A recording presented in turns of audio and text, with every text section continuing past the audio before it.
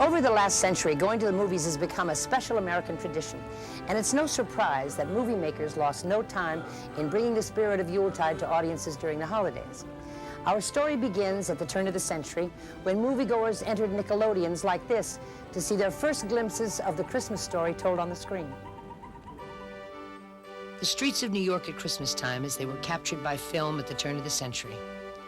These first efforts were primitive at best, but audiences were treated to a different type of Christmas than they had ever experienced before. For the first time in history, we could see how the holidays were celebrated in homes throughout the country.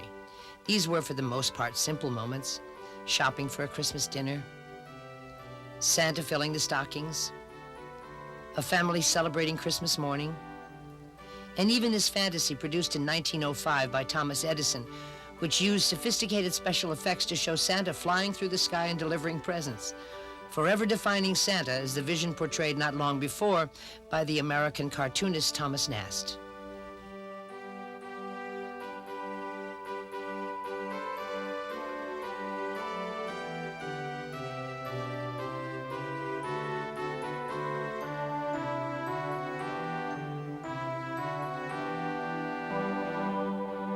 It didn't take long for Jesus' life to become the subject for motion pictures.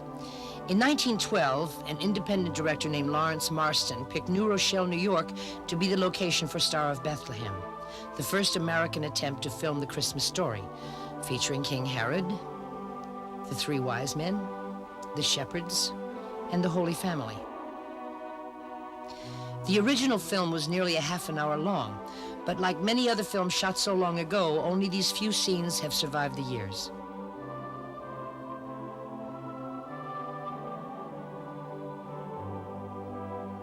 American movie makers didn't just stay at home.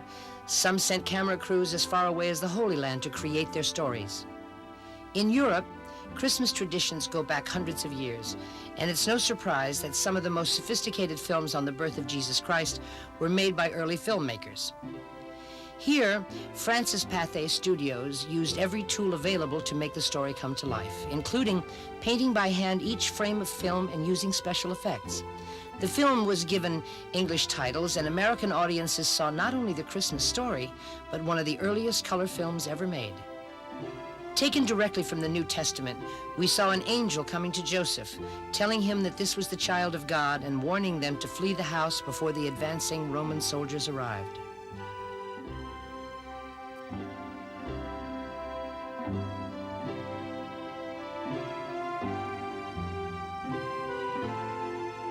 The film ends with the family being saved once again by the angel, who shields them from the advancing army.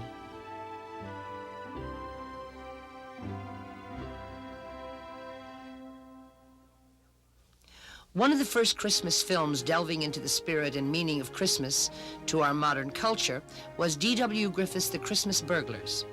It told the story about a poor mother and her child who writes Santa a list of presents she wants, presents her mother never could afford. The film's other stars are the burglars and pawn shop proprietor, who look like a cast of characters from Dickens' A Christmas Carol and Oliver Twist combined. The mother goes to the shop to pawn her coat for money, but is greeted with less than receptive ears and leaves in despair. When she drops her daughter's letter, the Scrooge-like proprietor finds it, and the story takes on a new twist. That night, the group of thieves sneak into her apartment. But instead of stealing, they bring with them these good tidings, making this a Christmas that the young daughter would never forget.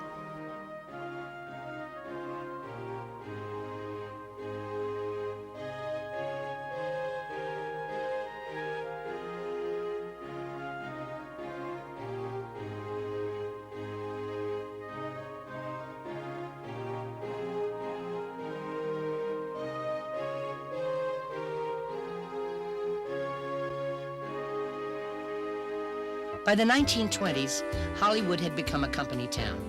Creating a Christmas scene became simply a matter of adding some fake snow to a wind machine, and publicity films produced by the studios were proud to show off the latest techniques. But the heart of any Christmas story isn't just a nice set. It involves trying to capture its spirit, and it took one of Hollywood's great comedians to create one of the all-time classic holiday moments. In 1925, Charlie Chaplin made the gold rush. He played a miner living in the inhospitable environments of Alaska in this house. Chaplin had a crush on a town girl who one day showed up here with several friends she worked with at the bar in town. The girl had other invitations and ended up celebrating in town. This party would last all night, and she'd forget all about her plans with Charlie.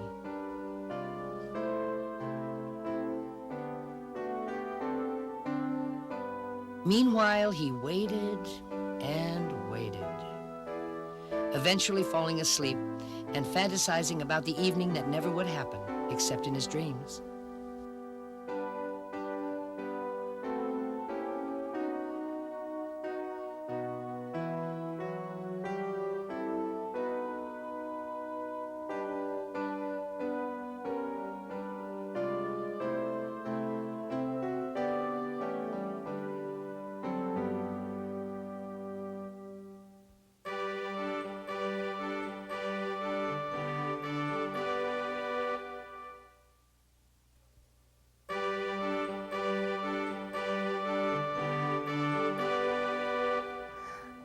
I'm standing at the entrance to MGM Studios. By the early 1930s, movie studios like this had become towns unto themselves, and Americans were flocking to the theaters, often 2 or 3 times a week. It was Hollywood's golden age, and these offices were full of publicists working overtime to let an eager public know the latest gossip about their favorite stars, and especially during the holidays. Why the holidays? Well, America was in the midst of the Great Depression. Millions were out of work, and the streets were full of the homeless. The theater became a refuge that, for a few pennies, allowed one to forget about the problems of real life. The films of the day often capitalized on the emotions that the holidays evoked. In the original version of A Star is Born, Vicki Lester realized on Christmas Eve that her husband's problems required her to make a painful decision. All I can do now is stay with him and try to help him. So will I. And between us, we take care of him. You're very fond of him, aren't you, Oliver? I'm very fond of both. Then I know you'll understand what I have to tell you. And after what happened last night, I think you already know what it is. I can't do any more pictures. I'm going away for good with Norman. You can't do that, Vicky. You're at the very peak of your success, and you've worked so hard to achieve it. That's what's been ruining me. And I've thought it all out. Maybe if I hadn't been away from him so much, last night and what went before, it wouldn't have happened. And I know it's too late to think about that now, but it may not be too late to go away with him and start over somewhere. It's your life you're giving up, Vicky.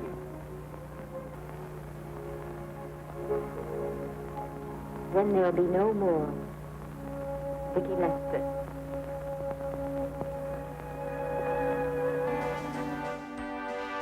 While films could be melodramatic, Hollywood's publicists had one mission: to spread nothing but cheer. On the screen, Tinseltown became a Shangri-La devoid of the problems facing the country. And during the holiday season, Hollywood's actors and actresses would come out of the studios on parade for their fans on Hollywood Boulevard. To theatergoers throughout the country, it looked similar to their hometown parade, but this one was full of stars. These were the big names of the day: with Santa being joined by Edgar Bergen and Charlie McCarthy, Rudy Vallee, Bert Lahr, and George Raft, and Bob Hope. The Hollywood brand of Christmas spirit could be felt even in the greetings created especially for theatergoers, like this late 1930s short featuring Carole Lombard.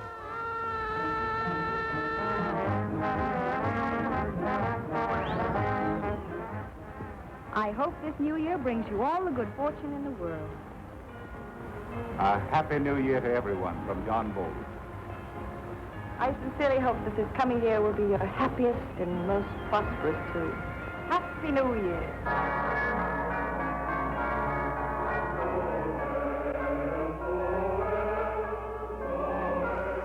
While Hollywood generally portrayed optimistic conditions on the screen, events in Europe foretold of troubled times.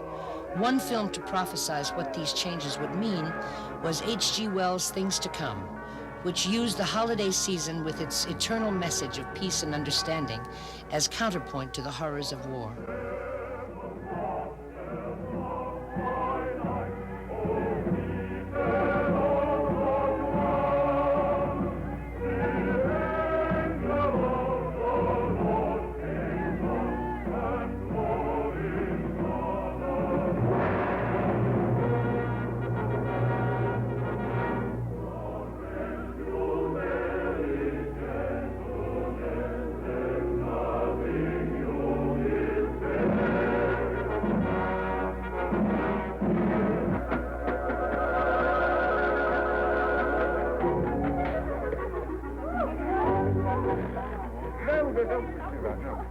Nice toys they have nowadays.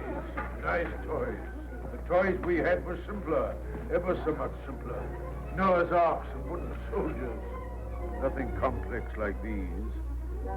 You know, I wonder sometimes if perhaps all these new toys aren't a bit too much for them. It teaches them to use their hands. And I suppose their grandchildren will see even more wonderful things. Progress. Progress.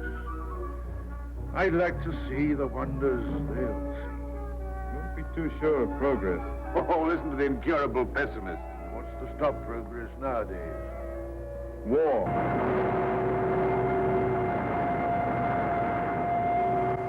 Wells' forecast couldn't have been more accurate. Within a few years, London was indeed in the midst of the Blitzkrieg, and the whole world would soon be at war.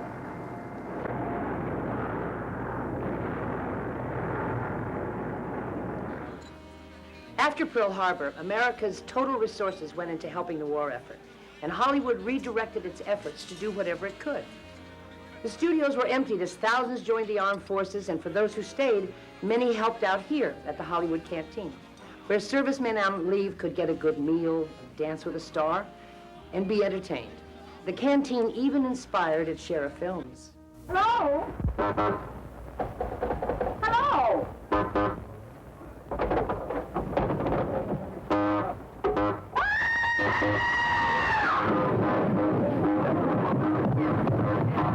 Hey!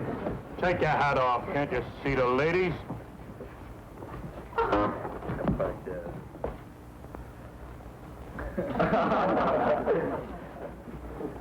Come on, take it off.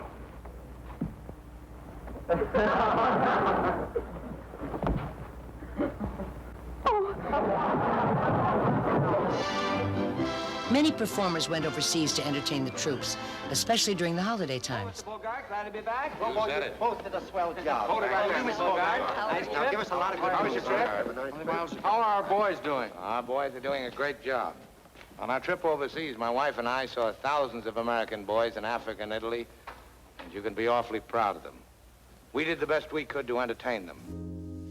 A USO tour may have had its dangers, but for the stars that went, they didn't need any convincing. Servicemen's spirits were cheered by the likes of Ingrid Bergman, Red Skelton, Bob Hope, Edward G. Robinson, Mickey Rooney, James Cagney, and that virtuoso Jack Benny, who gave troops a musical performance they'd never forget.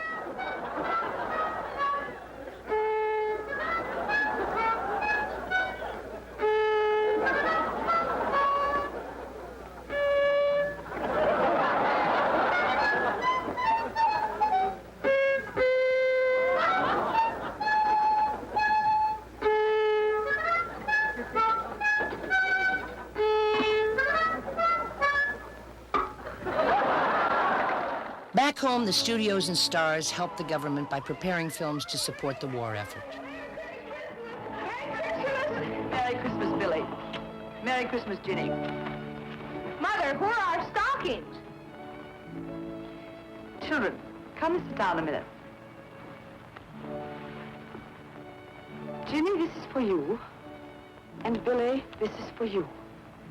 It's Mother's Christmas present. War bonds. Yes, darling, war bonds. Well, gee, thanks a lot, Mom, but I wanted a bicycle. I know you did, Ginny. And I know that Billy wanted a railroad. But I feel that you're both old enough to realize that your country's at war and to be willing to make sacrifices for it. Just think, if Daddy were wounded, one single war stamp might pay for the medicine that would save him from pain, even save his life. Well, couldn't I have a bond and a bicycle? Yes, Ginny, you could. We could afford that. But if everybody bought everything they wanted, it would take thousands of people to make the goods and to sell them. And those people are needed to make essential things for the war. Don't you see? Maybe next year? Maybe, Billy. I know that's one thing your father is fighting for, so that we can celebrate future Christmases in peace. And that will mean that he'll be with us again. And you'd like that, wouldn't you? Oh, boy. Yeah. Come on.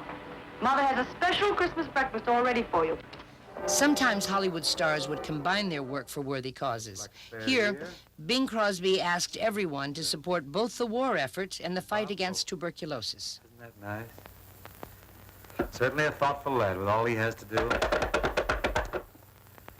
Every year another yo-yo. It's a great thing, though, Christmas. For most of us, it's the happiest time of the year. Everybody isn't so lucky. You know, there's lots of folks facing an enemy right here at home. An enemy they can't handle like our boys in uniform handle the Nazis and the Japs.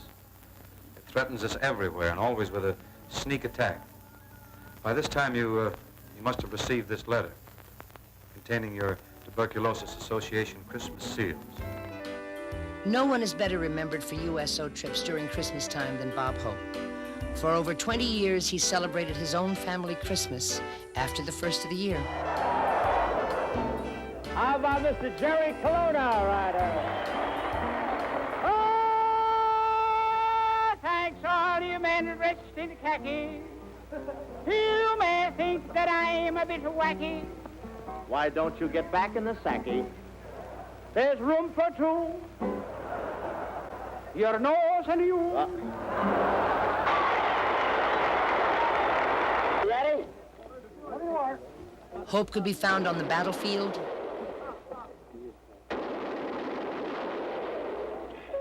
Don't tell me you didn't get that. You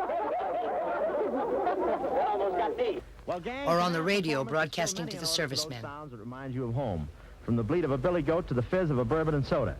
And now comes the Ordnance Gang at 863 with a letter from Sarge Everett Hankey and Corporal Roland Lipton and this little dilly. It says, Dear Command, enclosed, please find peace off top of Stuka dive bomber, for which you will please have Lana Turner come out and fry us a 3-inch porterhouse steak smothered with onions, and let's hear it sizzle. Just to prove there's no request too large, fellas, here she is, Lana Turner.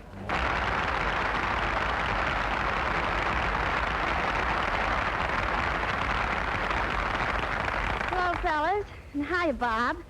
Say, have the FBI men found a steak yet? Yes, it's backstage, but Lana, this is dangerous. If this audience sees steak, they'll come right up here after it. Oh, I don't know. They've seen ham all evening, and you're still here. But it was his yearly holiday trips overseas that will always be remembered by millions of servicemen he entertained.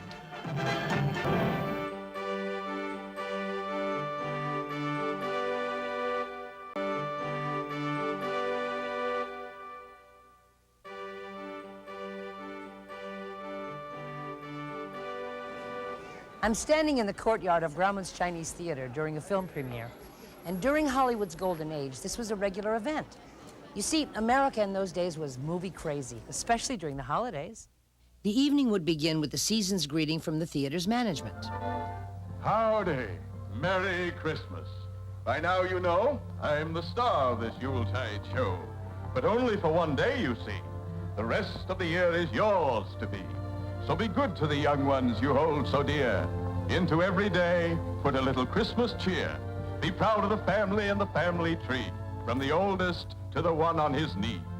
So to Grandpa and Grandma, sister and brother, uncle and aunt, father and mother, this wish I bring, that you love each other. Merry Christmas.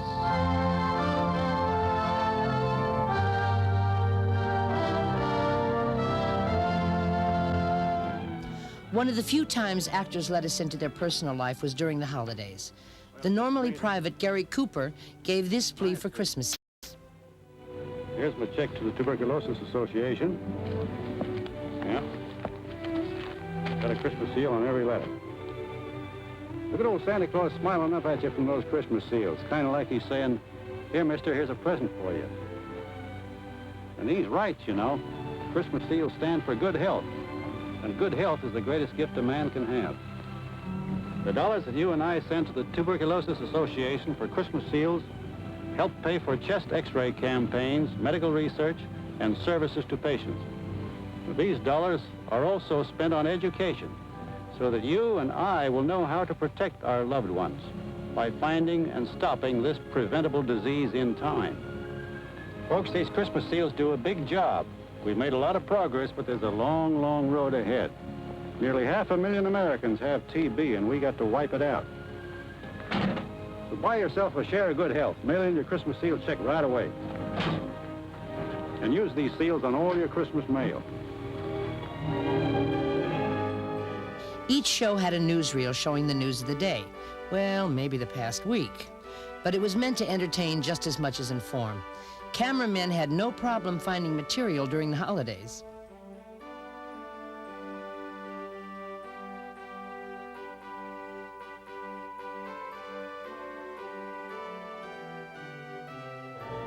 It is a matter of record that the first Santa Claus School was opened September 27, 1937. Why a school for Santa Claus? You will admit that the beautiful legend of old St. Nicholas must endure in the hearts of the young and believing. So if we must have Santa Claus on street corners, in department stores, in parades, and in the chimney, why not train him? Whiskers and uniforms are not enough. Santa Claus has to be, well, Santa Claus himself. He's got to be at home with all the toys and gifts and spirit which go to make up the most joyous season of the year. For the people behind the scenes of the big toy industries, dolls for example, September means that Santa Claus time is just around the corner. Santa has to do his Christmas shopping early, you know.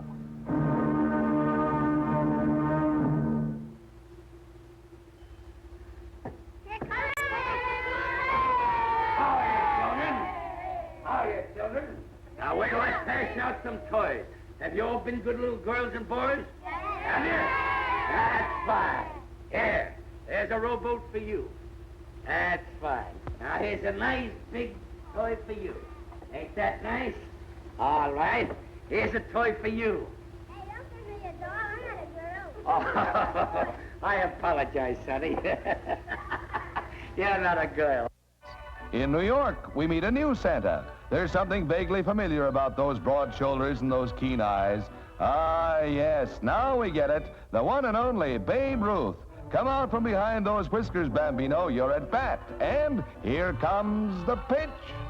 I want a rabbit. You want a rabbit? Yeah. A rabbit?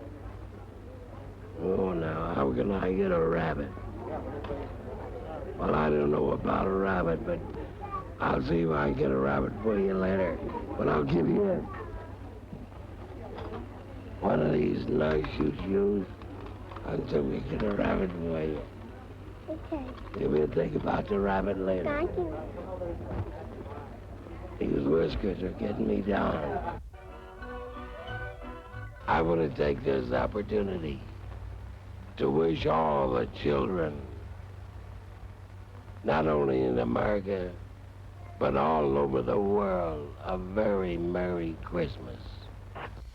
Before the main attraction, audiences saw a short.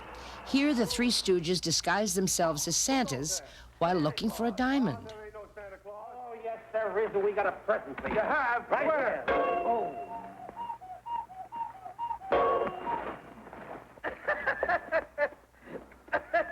There he is, and he's wearing the diamond.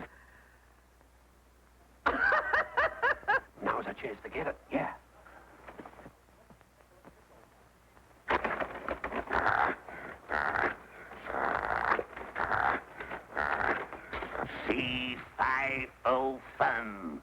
I'm the evil spirit that guards the rootin' tootin' diamond. Give it to me lest evil befall you. Yes, sir. Yes, sir.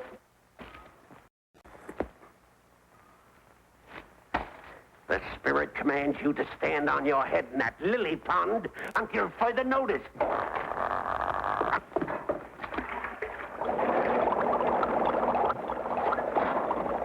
Oh, hi, quick, somebody's coming. Oh, scram!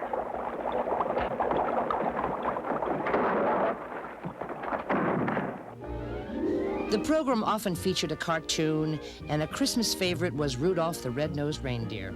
Starting out as a children's story, Rudolph took on legendary status when Gene Autry put the Johnny Marks song on the backside of a single, and it became a perennial hit.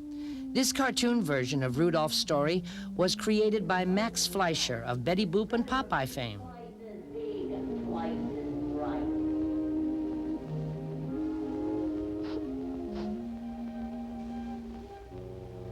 While way, way up north on this dark, foggy night, awaiting the time for his Christmas Eve flight, good old Santa.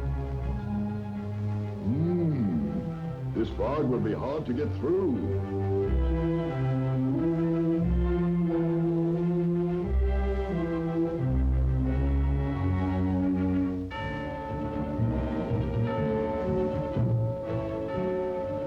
Quick, get hitched in a hurry. Dasher, Dancer, Prancer, Vixen, Comet, Cupid, Donner, Blitzen.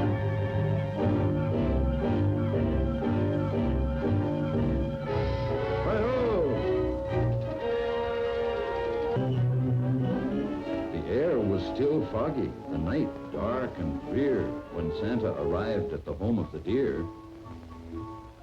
But all this took time and filled Santa with gloom, while slowly he groped toward the next reindeer's room. The lamp wasn't burning. The glow came instead from Rudolph's red nose at the head of the bed.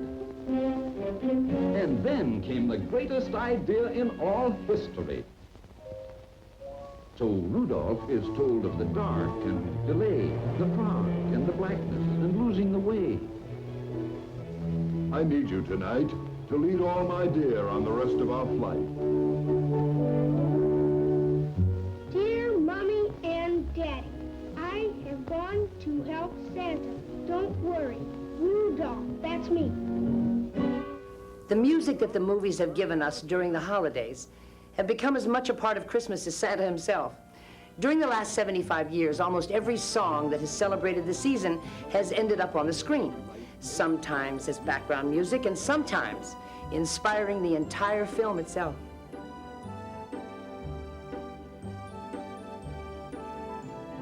From the earliest days when organists played age-old favorites during Christmas scenes, music helped create the mood that made holiday movies memorable. 1942's Holiday Inn is remembered for the Irving Berlin favorite White Christmas. Servicemen around the world also listened in as famed operatic singer Marian Anderson performed with Leopold Stokowski and the Westminster Abbey Choir during their Christmas performance.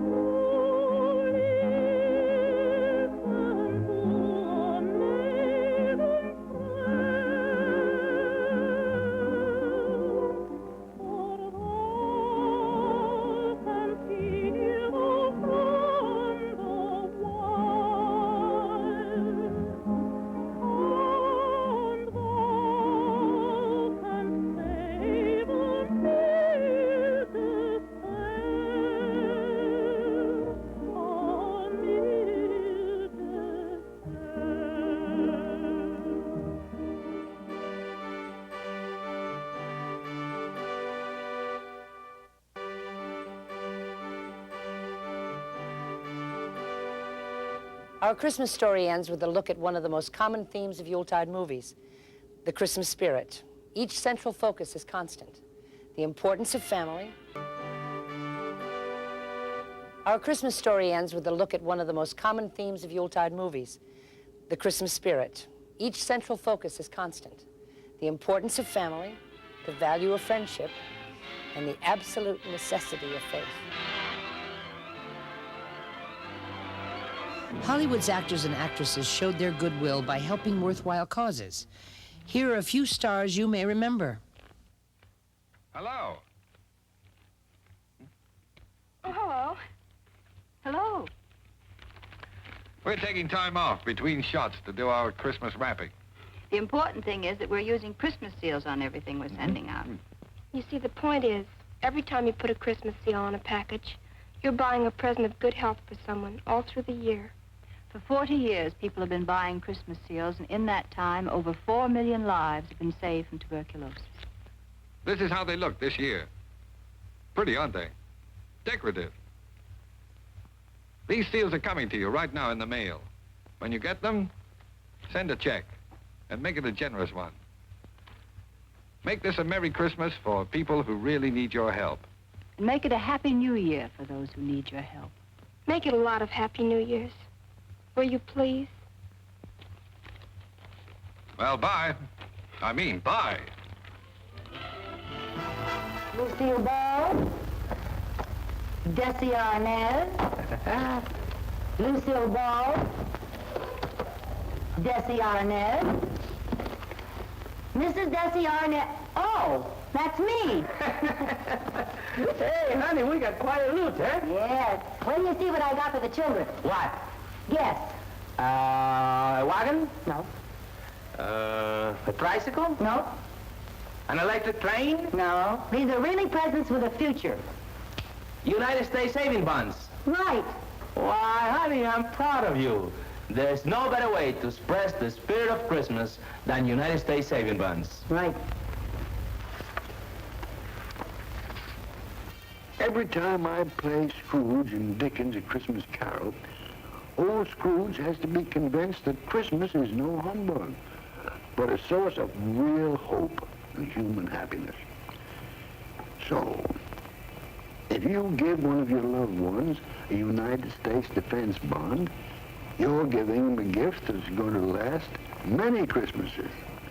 Because United States defense bonds are a gift with a future, a share in a brighter tomorrow, a peace on earth to men of goodwill. And that is worth saving for. Lionel Barrymore's Scrooge was inspired by nearly a dozen previous productions of the famed Dickens story, A Christmas Carol. I'm a little rusty at this. I've never done it before, but may I? Yes. Please do. To all of us, everywhere, a Merry Christmas to us all, my dears. God bless us, everyone.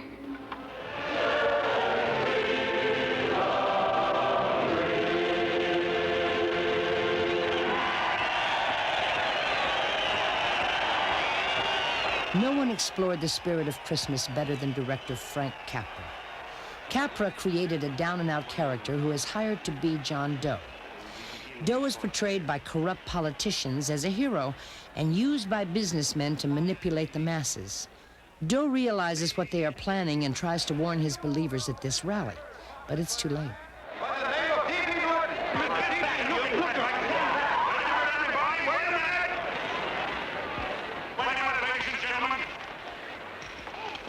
My name is T.B. Norton. You all know me. I accuse this man of being a faker. We've been taken for a lot of suckers, and I'm the biggest of the lot. I spent a fortune backing this man in what I believe to be a sincere and worthy cause, just as you all did. And now I find out it's nothing but a cheap racket cooked up by him and two of my employees for the sole purpose of collecting dues from John Does all over the country. That's a lie. It's not a lie. Nickels and dimes to stuff into their own pockets. You can read all about it in the newspapers there. That's a lie. Listen, this man had no intention of jumping off the top of a building. He was paid to say so. Do you deny that? That's got nothing to do with it. Merry Christmas, son. Merry Christmas.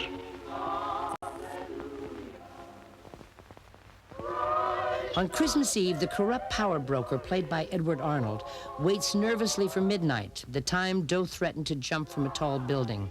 His fears almost come true, but the newspaper reporter who helped start the movement pleads with Doe to have faith. John, look at me. You want to be honest, don't you? You and I, John, we... Oh, no. No, John, if you die, I want to die, too. Oh, I love you. Does this town square look familiar? This is the hometown where Jimmy Stewart learned the value of his life from Clarence, his guardian angel, in the classic It's a Wonderful Life. Frank Capra made the film in 1946, shortly after the war ended, with its Christmas message spelled out clear and simple. A White Christmas, Rudolph, Scrooge, all have become classics in their own time. They are all part of the Hollywood Christmas story. Let me be the first to wish you a very Merry Christmas and a Happy New Year. Now, from all of us to all of you, a very Merry Christmas. Merry Christmas, everybody. Felices Pascuas. Merry Christmas. Merry Christmas. And Merry Christmas to everyone in the whole world. And a really Happy New Year to everybody. Merry Christmas to all, and to all